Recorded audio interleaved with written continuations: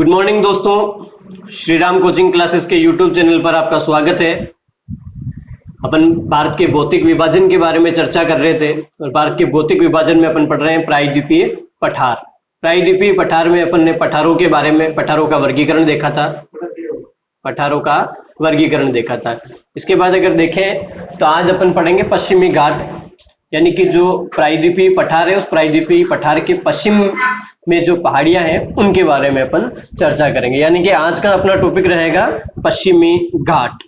आज का टॉपिक क्या रहेगा? पश्चिमी घाट। पश्चिमी घाट के बारे में, या यूं कहें सह्याद्री पर्वत के बारे में आज अपन चर्चा करेंगे। यानी कि पश्चिमी घाट की अगर अपन बात करें तो पश्चिमी घाट का विस्तार कहां से कहां तक है, किस प्रकार की स्थलाकृतियां हैं पश्चिमी घाट के संदर्भ में देखें तो ये प्रायद्वीपीय भारत है आपके सामने। और प्रायद्वीपीय भारत की अगर अपन बात करें तो इस प्रायद्वीपीय भारत में, यानी कि प्रायद्वीपीय भारत में बात की जाए पश्चिमी घाट, और पश्चिमी घाट के विस्तार के संदर्भ में अगर अपन बात करें कि भाई पश्चिमी घाट का विस्तार कहां से कहां तक है, या यूं कहें कि पश्चिमी घाट का निर्माण कैसे हुआ, पश्चिमी घाट का निर्माण किस आधार पर किया गया, या यूं कहें पश्चिमी घाट में स्थित प्रमुख पहाड़ियां कौन कौन सी है और पश्चिमी घाट में स्थित प्रमुख दर्रे कौन कौन से, इन सभी बिंदुओं के ऊपर आज अपन चर्चा करेंगे। यानी कि अगर पश्चिमी घाट के विस्तार के संदर्भ में देखें अपन तो पश्चिमी घाट के विस्तार की बात करें, किसकी बात करें? पश्चिमी घाट के विस्तार की। तो पश्चिमी घाट का विस्तार मैंने आपको कल की क्लास में बताया था कि भारत के मध्य में दो पर्वत तथा दो नदियों का उत्तर से दक्षिण दिशा की ओर सही क्रम। उसमें मैंने बताया था विंध्याचल के दक्षिण में नर्मदा नदी, नर्मदा के दक्षिण में सतपुड़ा पर्वत और सतपुड़ा के दक्षिण में ताप्ती नदी। यानी कि ताप्ती नदी की अगर बात करें अपन, ताप्ती नदी बैतूल मध्य प्रदेश से इसका उद्गम होता है और अंततः ताप्ती नदी अपना जल खंबात की खाड़ी में गिराती है। यानी कि जो ताप्ती नदी है, कौन सी नदी है? ताप्ती नदी। इस ताप्ती नदी के मुहाने से लेकर के, कहां से लेकर के? ताप्ती नदी के मुहाने से लेकर के दक्षिण में नीलगिरी पर्वत तक, यानी कि पश्चिमी घाट पर्वत का विस्तार ताप्ती नदी के मुहाने से लेकर के दक्षिण में नीलगिरी की पहाड़ियों तक है। अगर बात समझ में आई आपके, यानी कि अपन पश्चिमी घाट के विस्तार की बात कर रहे हैं तो पश्चिमी घाट का विस्तार ताप्ती नदी के मुहाने से लेकर के दक्षिण में नीलगिरी पर्वत तक है। कहां तक है? दक्षिण में नीलगिरी पर्वत तक। यानी कि इस प्रकार से पूरा का पूरा सह्याद्री पर्वत फैला हुआ है। अब इस सह्याद्री पर्वत की अगर बात करें, ये तो हो गया विस्तार। क्या हो गया? विस्तार। यानी कि मैंने आपको विस्तार के बारे में बताया है, तो विस्तार कहां से कहां तक है? विस्तार कहां से कहां तक है? विस्तार के बारे में अपन ने बात की थी। तो विस्तार की अगर अपन बात करें तो ताप्ती नदी के मुहाने से लेकर के दक्षिण में नीलगिरी पर्वत, दक्षिण में नीलगिरी पर्वत तक। तो बात समझ में आई आपके? पश्चिमी घाट पर्वत या सह्याद्री पर्वत का विस्तार उत्तर में ताप्ती नदी से लेकर के दक्षिण में नीलगिरी पर्वत तक है। अब अगर इसकी बात करें पश्चिमी घाट पर्वत की, तो पश्चिमी घाट पर्वत कोई एक वास्तविक पर्वत नहीं है, यह एक भ्रंश जनित कगार है। क्या है? भ्रंश जनित कगार है। यानी कि जो पूरा का पूरा सह्याद्री पर्वत या पश्चिमी घाट पर्वत है एक भ्रंश संरचना है। क्या है? भ्रंश संरचना या भ्रंश कगार है। मतलब सीधा सा यूं है कि जो प्रायद्वीपीय भारत है, इस प्रायद्वीपीय भारत का, या यूं कहें जो प्रायद्वीपीय भारत है और दूसरी जो अरब सागरीय प्लेट है, इस प्रायद्वीपीय भारत का वह भाग जो अरब सागर के नीचे धंस चुका है, यानी कि अरब सागर के संदर्भ में अगर बात करें तो इसकी स्थिति कुछ इस प्रकार से बनती है। यानी कि ये आपका प्रायद्वीपीय क्षेत्र, और इस प्रायद्वीपीय क्षेत्र में अगर बात करें तो इस तरफ जो अरब सागर का एरिया है, इस अरब सागर के एरिया में इस तरह से इसका सबडक्शन हुआ है। क्या हुआ है? सबडक्शन हुआ है। यानी कि जो प्रायद्वीपीय भारत का वह भाग जो अरब सागर के नीचे धंसा हुआ है, किसके नीचे? अरब सागर के नीचे धंसा हुआ है। तो इस प्रकार से जो स्थलाकृति बनी वो आपकी पूरी की पूरी क्या है? पश्चिमी घाट है। यानी कि पश्चिमी घाट एक भ्रंश जनित पर्वत है जो एक सीधे कगार के रूप में अरब सागर के समानांतर फैला हुआ है। इस तरह से मतलब जो प्रायद्वीपीय भारत था उस प्रायद्वीपीय भारत की प्लेट का सबडक्शन हुआ है अरब सागर के नीचे। नेक्स्ट अगर बात करें अपन इसके बाद आगे तो निर्माण समझ में आया अरब सागर प्लेट में ब्रंश के द्वारा। विस्तार कहां से कहां तक हो गया? विस्तार हो गया है ताप्ती नदी के मुहाने से लेकर के नीलगिरी पर्वत तक। अब इस पश्चिमी घाट पर्वत के निर्माण की अगर बात करें अपन, किसकी बात करें? निर्माण की बात करें, तो इसका जो निर्माण हुआ है वो निर्माण हुआ है किस प्रकार से? अरब सागर प्लेट में ब्रंश के द्वारा। इस पश्चिमी घाट पर्वत का निर्माण किस प्रकार से हुआ है? तो सीधा सा है आपके सामने कि अरब सागर प्लेट में भ्रंश के द्वारा, अरब सागर प्लेट में भ्रंश के द्वारा इसका निर्माण हुआ है। क्लियर हो गई बात? तो पश्चिमी घाट पर्वत का निर्माण कैसे हुआ? अरब सागरीय प्लेट में भ्रंश के कारण। दूसरी बात अगर देखें तो इस पश्चिमी घाट पर्वत को सह्याद्री पर्वत के नाम से भी जाना जाता है। किसके नाम से जाना जाता है? सह्याद्री पर्वत के नाम से भी जाना जाता है। तो सह्याद्री पर्वत के नाम से जाना जाता है। सह्याद्री का तात्पर्य है कि घने जंगलों युक्त क्षेत्र, घने जंगल से युक्त क्षेत्र। मतलब सीधा सा है कि जो सह्याद्री पर्वत है जो पश्चिमी घाट पर्वत है, इस पश्चिमी घाट पर्वत को सह्याद्री पर्वत के नाम से भी जाना जाता है। किस नाम से जाना जाता है? सह्याद्री पर्वत के नाम से भी जाना जाता है। क्लियर हो गई बात? ये आपके सामने पूरा का पूरा पश्चिमी घाट पर्वत है। पुनः रिपीट करता हूं, पश्चिमी घाट पर्वत का विस्तार ताप्ती नदी के मुहाने से लेकर के नीलगिरी पहाड़ियों तक है। इसका निर्माण अरब सागरीय प्लेट के भ्रंश में हुआ है।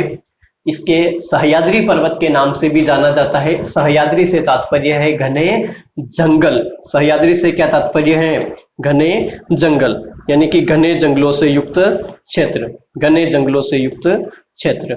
इसके बाद अगर बात करें, मैं आपको इस मैप के आधार पर अगर बताता हूं, तो यहां पर ये आपके सामने ताप्ती नदी का मुहाना, यहां पर कौन सी नदी है? ताप्ती नदी। और इस ताप्ती नदी से लेकर के अपन ने कहां तक की बात की? नीलगिरी पहाड़ियों तक की बात की। कहां तक की बात की है? नीलगिरी पहाड़ियों तक की बात की है। यानी कि इसके संदर्भ में अगर अपन देखें तो उत्तर से दक्षिण दिशा की ओर जाने पर, उत्तर से दक्षिण दिशा की ओर जाने पर बात कर रहे हैं अपन, उत्तर से दक्षिण दिशा, उत्तर से दक्षिण दिशा की ओर, उत्तर से दक्षिण दिशा की ओर निम्न पहाड़ियों के रूप में स्थित है। यानी कि सह्याद्री पर्वत जो है उत्तर से दक्षिण दिशा की ओर निम्न पहाड़ियों में स्थित है। निम्न पहाड़ियों में, सही क्रम याद रखना है आपको कि अगर आप सह्याद्री पर्वत, अपन बात किसकी कर रहे हैं? सह्याद्री पर्वत, सह्याद्री पर्वत या यूं कहें पश्चिमी घाट पर्वत, पश्चिमी घाट पर्वत की बात कर रहे हैं अपन। क्लियर हो गई बात? तो उत्तर से दक्षिण दिशा की ओर अगर आप जाते हो, यानी कि ताप्ती नदी से लेकर के नीलगिरी तक जाते हो, तो इसमें स्थित पहाड़ियों का सही क्रम क्या होगा? अब अगर इस सह्याद्री पर्वत की अपन बात करें तो सह्याद्री पर्वत में अगर अपन देखें तो एक एरिया आता है 16 डिग्री उत्तरी अक्षांश। अगर अपन यहाँ पर बात करें तो एक क्षेत्र आएगा आपके सामने 16 डिग्री उत्तरी अक्षांश। कौन सा क्षेत्र है? 16 डिग्री उत्तरी अक्षांश। यहाँ 16 डिग्री उत्तरी अक्षांश जो है, यह सह्याद्री पर्वत को दो भागों में विभाजित करता है। यानी कि 16 डिग्री उत्तरी अक्षांश सह्याद्री पर्वत को कितने भागों में बांटता है?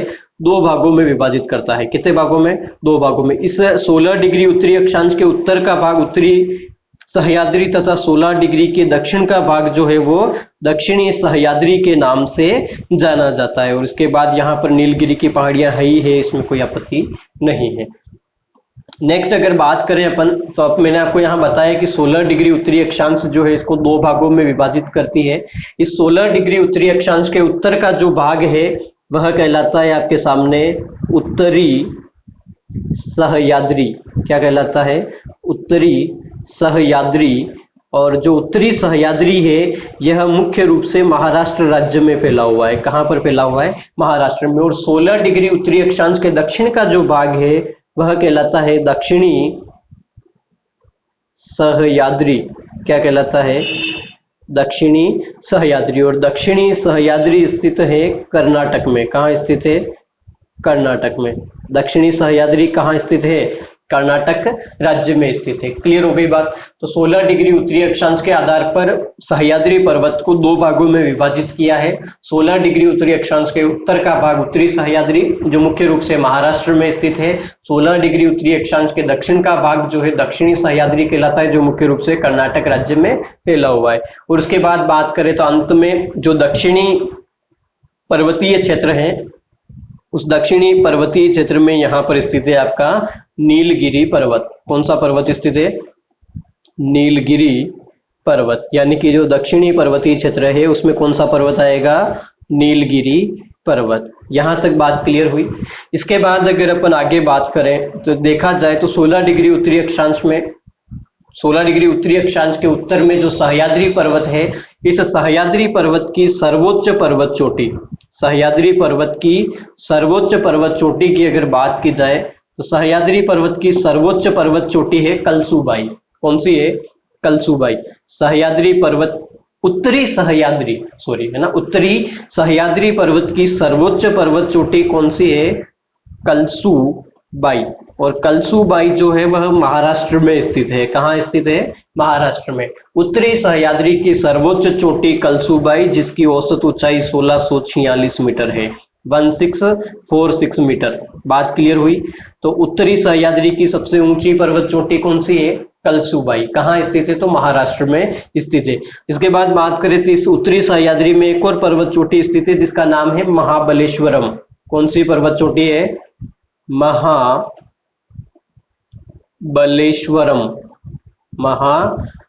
महाबलेश्वरम, महाबलेश्वरम। महाबलेश्वरम भी महाराष्ट्र में स्थित है। मैंने आपको बताया था कि महाबलेश्वरम से कृष्णा नदी का उद्गम होता है। कल की क्लास में अपन ने चर्चा की थी, महाबलेश्वरम से किसका उद्गम होता है? कृष्णा नदी का उद्गम होता है। यानी कि कलसूबाई और महाबलेश्वरम की पहाड़ियां उत्तरी सह्याद्री में स्थित है। उत्तरी सह्याद्री की सबसे ऊंची पर्वत चोटी है कलसूबाई, जिसकी औसत ऊंचाई 1646 मीटर है। महाबलेश्वरम की अगर बात करें अपन तो महाबलेश्वरम से एक तो आपके सामने है कृष्णा नदी का उद्गम। किसका उद्गम होता है?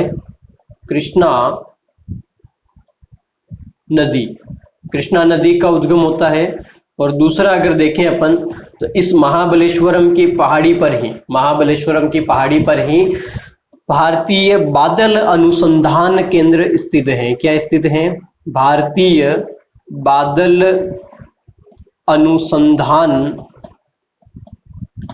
बादल अनुसंधान केंद्र स्थित है। क्लियर हो गई बात? तो महाबलेश्वरम की पहाड़ी पर कृष्णा नदी और भारतीय बादल अनुसंधान केंद्र स्थित है। उसके बाद अगर अपन दक्षिण में चले तो दक्षिणी सह्याद्री जो है, इस दक्षिणी सह्याद्री की सर्वोच्च चोटी है कुद्रेमुख। कौन सी है? दक्षिणी सह्याद्री की सर्वोच्च चोटी कौन सी है? कुद्रेमुख। कुद्रेमुख, कुद्रेमुख से तात्पर्य है घोड़े के मुख के समान आकृति, घोड़े के मुख के समान आकृति। यानी कि दक्षिणी सह्याद्री की सर्वोच्च चोटी कौन सी है? कुद्रेमुख। दक्षिणी सह्याद्री की सर्वोच्च चोटी कुद्रेमुख है, जिसकी औसत ऊंचाई 1892 मीटर है। कितनी है? 1892, 1892 मीटर है। इस कुद्रेमुख की बात की जाए तो कुद्रेमुख यानी कि इसकी आकृति है घोड़े के मुख के समान। अगर घोड़े के मुख के समान राजस्थान के संदर्भ में अगर अपन बात करें तो घोड़े के मुख की आकृति वाली पहाड़ियां राजस्थान में रामगढ़ में स्थित है। कहाँ स्थित है? रामगढ़ में। और चित्तौड़गढ़ जिले की आकृति है घोड़े की नाल के समान। कैसी है? घोड़े की नाल के समान। तो कुद्रेमुख दक्षिणी सह्याद्री की सर्वोच्च चोटी है। और इस कुद्रेमुख के दक्षिण में अगर बात करें, इस कुद्रेमुख पहाड़ी के दक्षिण में स्थित है बाबा बुदन की पहाड़ियां। कौन सी पहाड़ियां स्थित है? कुद्रेमुख पर्वत के दक्षिण में स्थित है बाबा बुदन की पहाड़ी। कौन सी पहाड़ी? बाबा बुदन की पहाड़ी।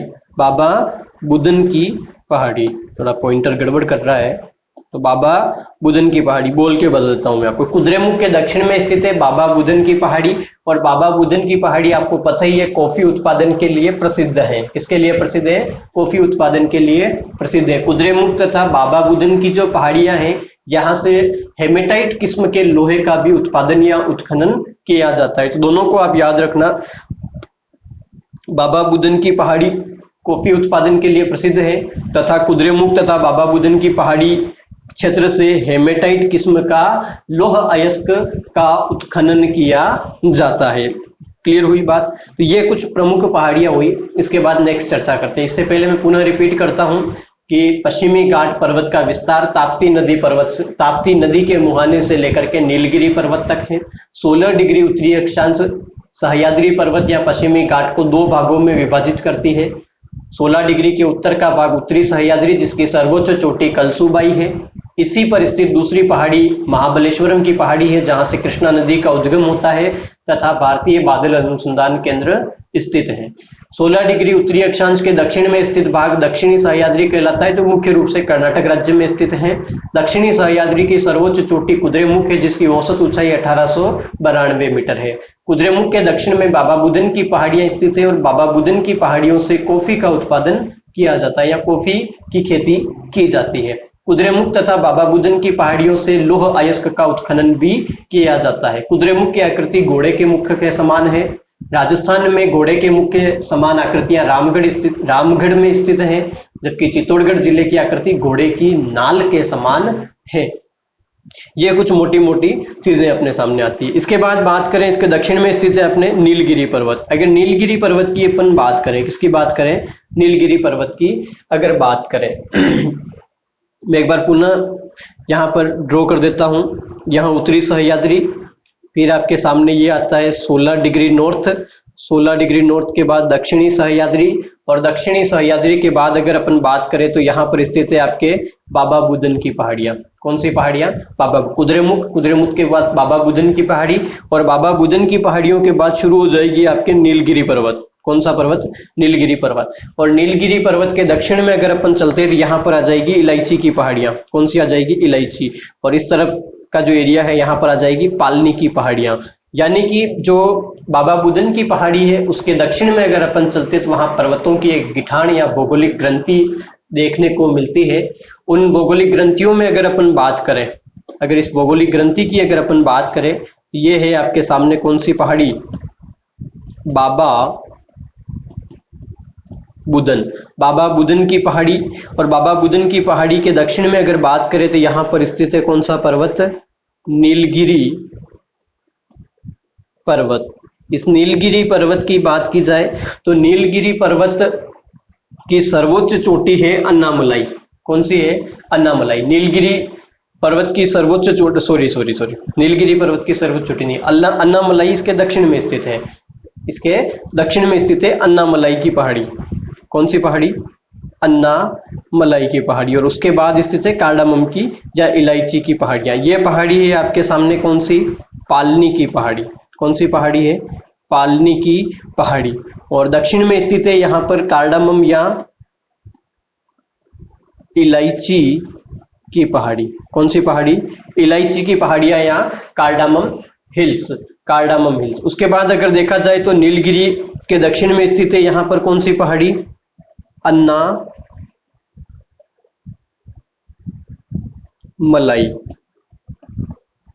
अन्नामलाई की पहाड़ियां। अब अगर बात करें अपन नीलगिरी पर्वत की, किसकी बात करें? नीलगिरी।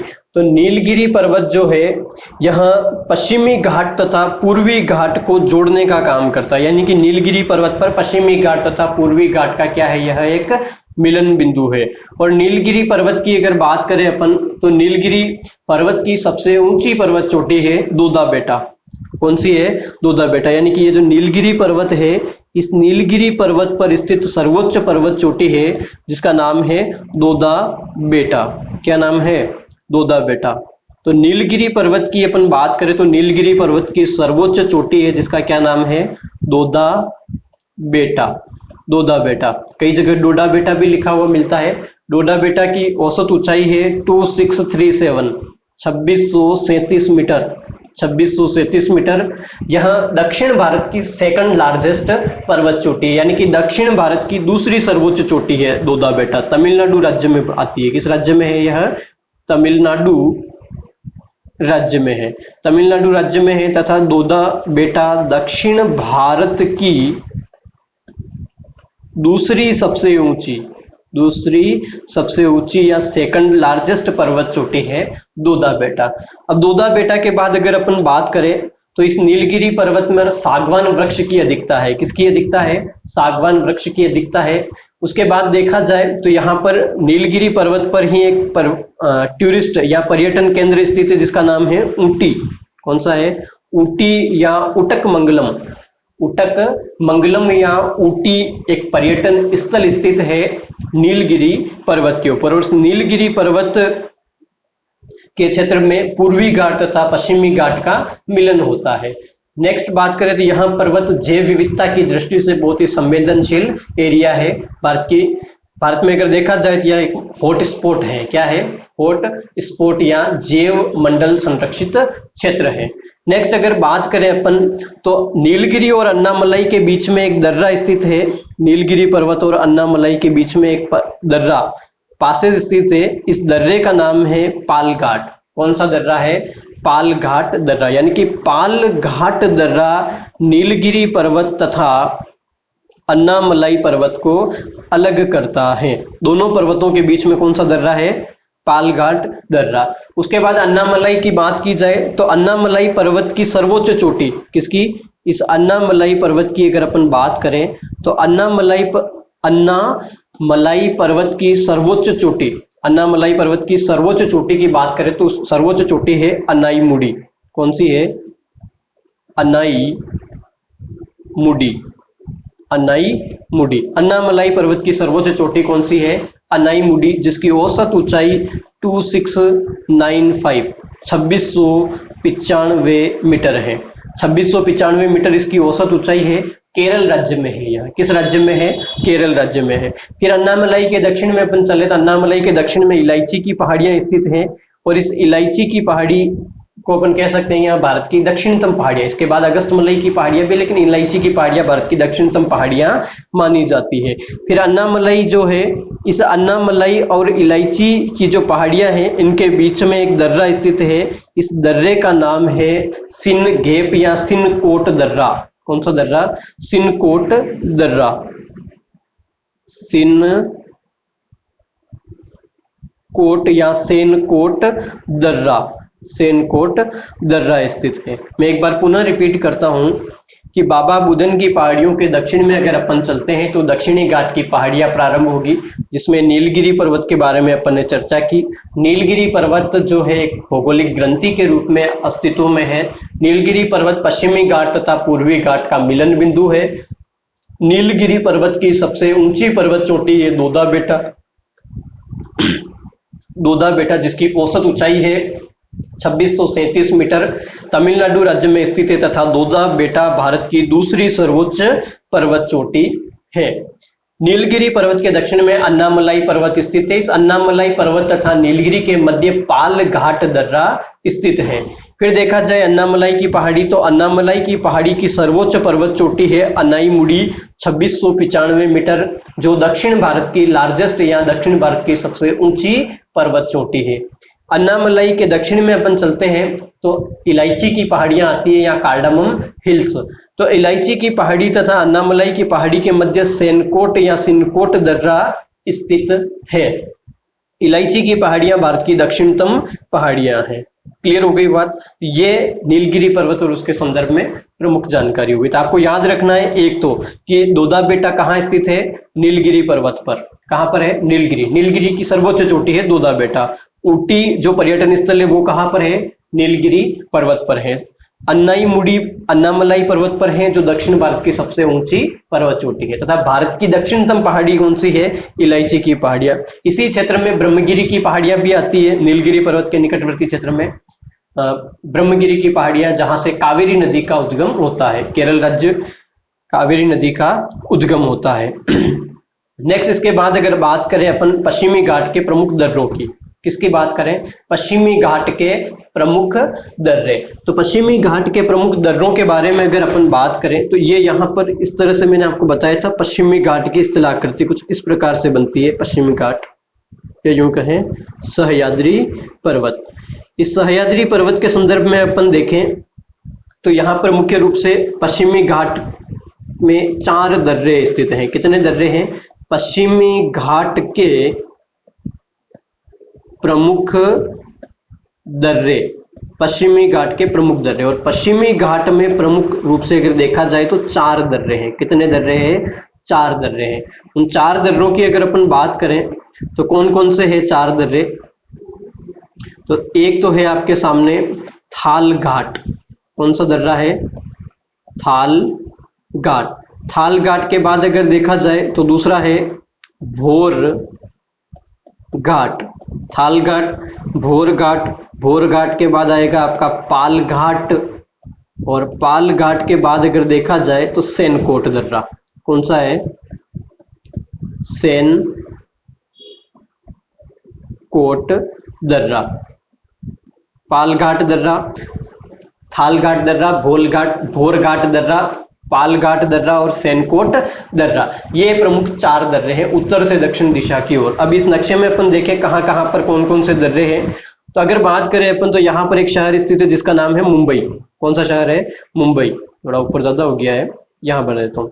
मुंबई 7 सालसेट नामक 7 द्वीपों पर स्थित है मुंबई। अगर आपको मुंबई से नासिक जाना है, कहाँ जाना है? मुंबई से नासिक अगर जाना है, मुंबई से नासिक की अगर आपको यात्रा करनी है तो इसके लिए आपको जाना पड़ेगा थाल घाट दर्रे से। किस दर्रे से होकर के जाना पड़ेगा? थाल घाट दर्रे से होकर के, यानी कि मुंबई से नासिक जाने के लिए मार्ग उपलब्ध करवाता है थाल घाट दर्रा। थाल घाट दर्रे के बाद इसके दक्षिण में अगर अपन चले तो थाल घाट दर्रे के दक्षिण में स्थित है भोर घाट दर्रा। कौन सा? भोर घाट दर्रा। अगर आपको मुंबई से पुणे जाना है, कहाँ जाना है? मुंबई से पुणे जाना है, तो मुंबई से पुणे जाने के लिए भोर घाट दर्रा मार्ग उपलब्ध करवाएगा।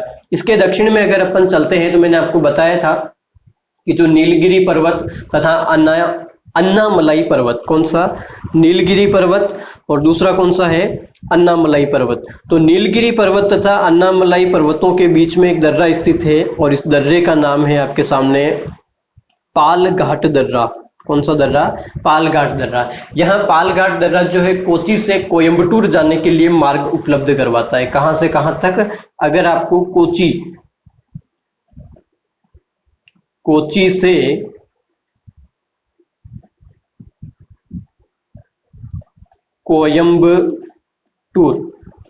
कोयम्बटूर जाना है तो कोची से कोयम्बटूर जाने के लिए मार्ग उपलब्ध करवाएगा कौन सा? पाल घाट दर्रा। और पाल घाट दर्रा कहाँ स्थित है मैंने आपको बताई है।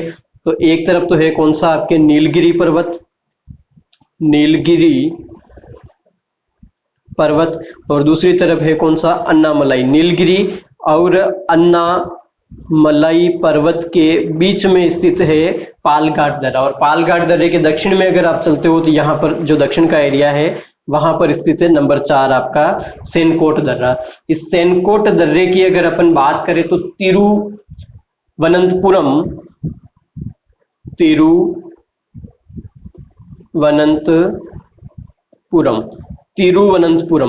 तिरुवनंतपुरम से अगर आपको शिवकाशी या यूं कहें मदुरै, कहां जाना है? मदुरै। तिरुवनंतपुरम से अगर आपको मदुरै जाना है तो मदुरै जाने का मार्ग उपलब्ध करवाएगा कौन सा? सिनकोट दर्रा। मदुरै। तिरुवनंतपुरम केरल से लेकर के तमिलनाडु राज्य में स्थित मदुरै अगर आपको जाना है तो वहां पर मार्ग उपलब्ध करवाएगा सेनकोट दर्रा। तो ये 4 दर्रे आपको क्रमशः याद रखना है। थाल घाट मुंबई से नासिक, भोर घाट मुंबई से पुणे, पाल घाट कोची से कोयम्बटूर, अंत में सेनकोट दर्रा तिरुवनंतपुरम से मदुरै जाने के लिए मार्ग उपलब्ध करवाता है। इसके बाद कुछ और विशेषताओं की अगर अपन बात करें, मैं आपको बता दूं कि सह्याद्री पर्वत जो है पूर्णतया भारत में स्थित सबसे लंबा पर्वत है। देखो हिमालय पर्वत की बात करें तो वो पूर्णतया भारत में नहीं है। भारत के साथ साथ अगर देखा जाए तो पाकिस्तान, नेपाल, भूटान, म्यांमार, तिब्बत, इन क्षेत्रों में या इन देशों में भी वह फैला हुआ है। लेकिन पश्चिमी घाट पर्वत जो है वो पूरी तरह से भारत में स्थित है, और भारत में स्थित सबसे लंबा अगर पर्वत पूछा जाए तो वह पश्चिमी घाट पर्वत है। पश्चिमी घाट पर्वत जो है एक भ्रंशोत्त पर्वत है या एक भ्रंश कगार है। ठीक है, इस भ्रंश कगार की अगर बात करें तो पश्चिमी घाट पर्वत को 16 डिग्री उत्तरी अक्षांश 2 भागों में विभाजित करता है। उत्तरी सह्याद्री, इसे सह्याद्री के नाम से जाना जाता है क्योंकि यहाँ घने जंगलों का विस्तार है, भारी वर्षा भी होती है इस क्षेत्र में। तो उत्तरी सह्याद्री की सबसे ऊंची चोटी कलसुबाई है, जबकि दक्षिणी सह्याद्री की सबसे ऊंची पर्वत चोटी कुद्रेमुख है। उसके बाद बात की जाए तो दक्षिण भारत की सबसे ऊंची पर्वत चोटी है अनाई मुड़ी 2695 मीटर, अनाई मुड़ी 2695 मीटर, जो अन्नामलाई पर्वत पर केरल राज्य में स्थित है। उसके बाद देखा जाए तो दक्षिण भारत की दूसरी सर्वोच्च चोटी है दोदा बेटा, जो नीलगिरी की पहाड़ियों पर स्थित है 2637 मीटर, तमिलनाडु राज्य में। क्लियर हो गई? तो ये तो थी चर्चा अपने पश्चिमी घाट के बारे में। नेक्स्ट अपन पढ़ेंगे अब पूर्वी घाट के बारे में। किसके बारे में? पूर्वी घाट। मतलब पूर्वी घाट की अगर बात करें तो जो बंगाल की खाड़ी वाला ये वाला भाग है, इसकी बात करेंगे अपन, जहां सह्याद्री पर्वत उत्तर से दक्षिण एक निरंतर पर्वत श्रृंखला के रूप में था, वहीं पूर्वी घाट छोटी छोटी पहाड़ियों के रूप में विद्यमान है। ये पढ़ेंगे अपन अगली क्लास में। Thank you.